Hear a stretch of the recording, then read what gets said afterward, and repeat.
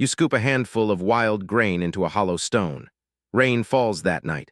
You forget about the vessel for days. When you finally come back, the smell stops you, sweet, sour, almost alive. You lift it to your lips anyway. For roughly 13,000 years, that same accidental sip has been repeating itself across every inhabited continent. And the strange part, that sip may have built civilization itself. Your body is wired to respond to alcohol in ways that go far deeper than any social ritual. Ethanol crosses into your bloodstream within minutes. It triggers a dopamine release in the reward center of your brain. Your heart rate shifts. Your muscles relax. Your social instincts open up like a door you didn't know was closed. Your ancestors didn't understand the chemistry. But they noticed the feeling, every single time, and they remembered exactly where it came from. In 2018, a team led by Stanford archaeologist Li Liu published a discovery that changed how we think about early humans. At a site called Rakefit Cave, tucked into the hills of what is now northern Israel, her team found stone mortars dating back 13,000 years. Inside those mortars were starch residues, traces of a fermented drink made from wheat and barley. This wasn't a random rotting pile of forgotten food. The residues showed intentional processing. The grain had been malted, meaning it was deliberately sprouted and then dried to convert starch into fermentable sugar. The mortars had been lined with basket fibers to strain the liquid. The walls of the mortars showed where patterns consistent with repeated deliberate use. This was brewing, not accidental, by design, 13,000 years ago, before pottery existed anywhere on Earth. But Li Liu's find wasn't even the oldest evidence. At a site called Jiahu in central China, biomolecular archaeologist Patrick McGovern from the University of Pennsylvania analyzed residues scraped from 9,000-year-old pottery vessels. What he found was a fermented drink made from rice, honey, hawthorn fruit, and wild grape. Not one ingredient. 4. Blended together with apparent intention. McGovern has spent over 3 decades analyzing ancient vessels from sites across the Middle East, Europe, Africa, and Asia. His laboratory at the Penn Museum has become the world's leading center for ancient fermented beverage research, and his work has revealed one consistent pattern. Wherever humans settled down, fermentation followed, often before writing, often before cities, often before metal tools. Now here is the question that keeps archaeologists arguing at conferences late into the night. Did humans settle down to grow food, or did they settle down to brew? Brian Hayden, an archaeologist at Simon Fraser University in Canada, has spent years building the case for what he calls the feasting hypothesis. His argument goes like this. Wild grain grows on its own. You don't need to cultivate it to eat it. You can gather enough grain to survive by walking through a meadow for a few hours. So why would anyone voluntarily spend months clearing fields, planting seeds, watering crops, fencing out animals, and guarding the harvest from thieves? That is enormous, repetitive, backbreaking labor. The caloric return from early farming was often worse than what a skilled forager could achieve on any given day. Hayden argues the real motivation wasn't bread, it was beer. Fermented grain produces something that raw grain never can. It produces a social event, a ritual, a reason to gather that transcends simple hunger. Alcohol lowers inhibitions. It increases trust between strangers. It floods the brain with dopamine and endorphins and makes cooperation feel effortless. For a small band of hunter-gatherers trying to coordinate a harvest, build alliances with neighboring groups, settle disputes, or celebrate a successful hunt, shared drinking wasn't a luxury. It was a technology, a tool for making trust possible among people who didn't yet have laws, governments, or written contracts. The site of Göbekli Tepe in southeastern Turkey supports this idea in a way that still stuns researchers. Built roughly 11,600 years ago, Göbekli Tepe is the oldest known monumental structure on Earth. Massive T-shaped limestone pillars arranged in great circles, carved with detailed reliefs of vultures, scorpions, foxes, and snakes. It was built before pottery, before agriculture, before permanent settlement. The people who erected these pillars were still hunting wild gazelle and gathering wild wheat and barley.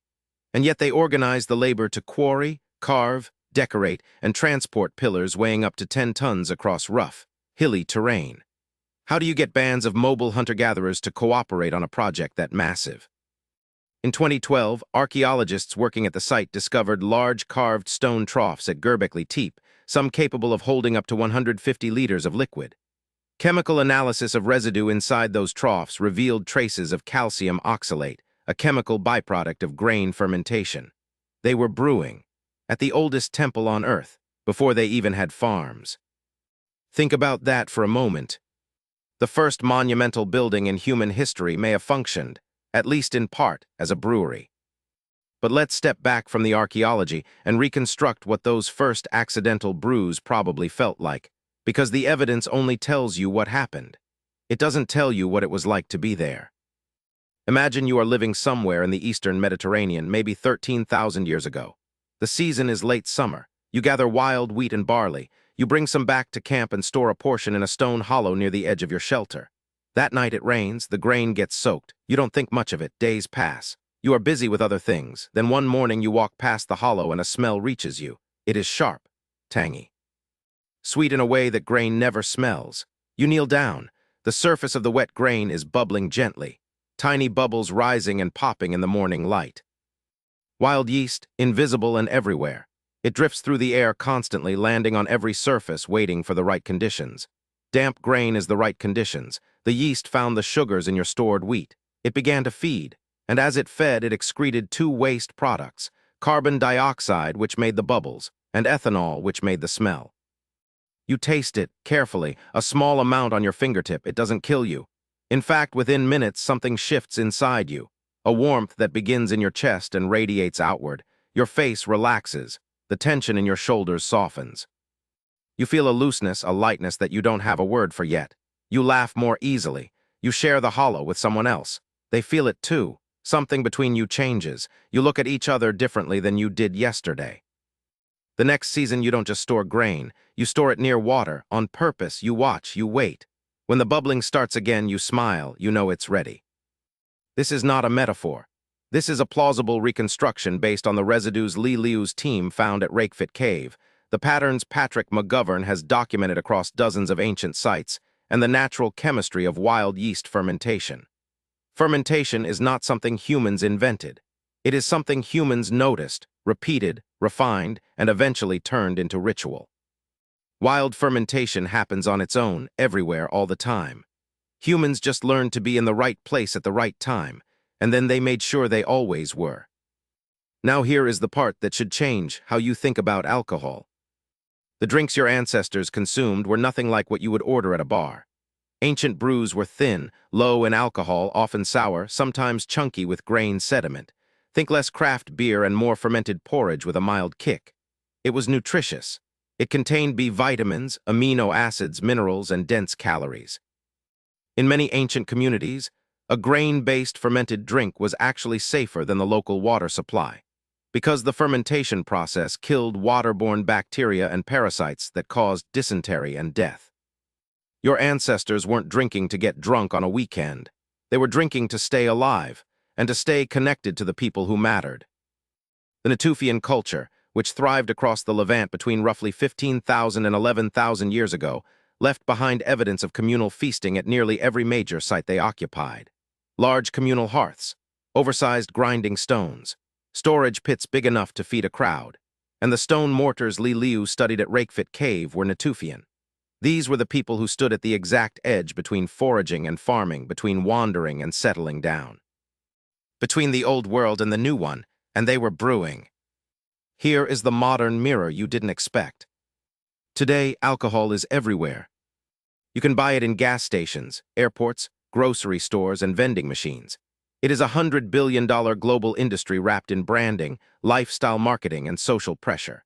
But strip away the glassware, the labels, and the advertising, and what remains is the same simple molecule your ancestors stumbled upon 13,000 years ago: ethanol, a two-carbon compound that tells your brain to release dopamine and suppress caution. You don't drink the way your ancestors did. They drank communally, in ritual, in small amounts, diluted with water and eaten alongside food during specific events that reinforced trust and social bonds within a group. Modern drinking culture, by contrast, is largely individual, commercialized, and almost completely disconnected from the communal purpose that gave alcohol its evolutionary value in the first place. That gap between how your ancient brain responds to ethanol and how your modern culture packages it may be the reason alcohol is simultaneously one of humanity's oldest sacred traditions and one of its most destructive modern habits. Your brain still processes ethanol exactly the way it did 13,000 years ago. Your environment has changed beyond recognition. So the next time you see someone crack open a cold drink at the end of a long day, understand what you are really watching. You are watching a ritual that began when a handful of wild grain got wet inside a hollow stone. A ritual that may have convinced your ancestors to stop wandering, to plant seeds, to build structures, and to gather in groups larger than anyone had ever gathered before. Your ancestors didn't domesticate grain to make bread. They may have domesticated grain to make beer. And every time you share a drink with someone you trust, you are performing a habit older than writing, older than cities, older than metal, older than almost everything you call civilization. It started with a forgotten handful of grain and a smell that was almost alive.